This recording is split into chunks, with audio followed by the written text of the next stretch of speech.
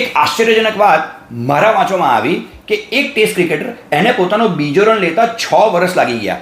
વાત છે શ્રીલંકન ક્રિકેટર માર્વન અટાપટુની કે જ્યારે એમને પહેલી ટેસ્ટમાં મોકો મળ્યો રમવાનો ત્યારે પ્રથમ ઇનિંગમાં માત્ર 0માં આઉટ થયા. બીજી ઇનિંગમાં પણ 0માં આઉટ થયા. સિલેક્ટરના નામ પર ચોકડી મૂકી હતી. ત્યાર પછી એમને પ્રેક્ટિસ કરી 21 મહિના પછી ફરીથી એમને ટેસ્ટ મેચ રમવાનો મોકો મળ્યો. આ વખતે પ્રથમ ઇનિંગમાં એ 0માં આઉટ થાય છે અને બીજી ઇનિંગમાં માત્ર 1 જ રન બનાવે છે. ફરીવાર સિલેક્ટરના નામ પર ચોકડી મૂકી હતી અને હજુ પણ એ પ્રેક્ટિસ ચાલુ જ રાખે છે. 16 મહિના પછી ફરીવાર માર્વન અટાપટુને એક ચાન્સ મળે છે.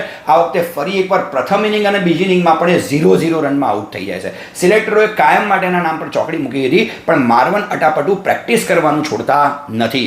બન્યું એક્ઝેક્ટલી આવું કે જ્યારે ચોથી ટેસ્ટ સિરીઝમાં એમને ફરીથી મોકો આપવામાં આવે છે તો આ વખતે એમણે રન બનાવ્યા. અને જોવા જેવી વસ્તુ એક્ઝેક્ટલી આ છે કે માર્વન અટાપટુએ પોતાની કારકિર્દીમાં ટોટલ 5000 રન કર્યા છે.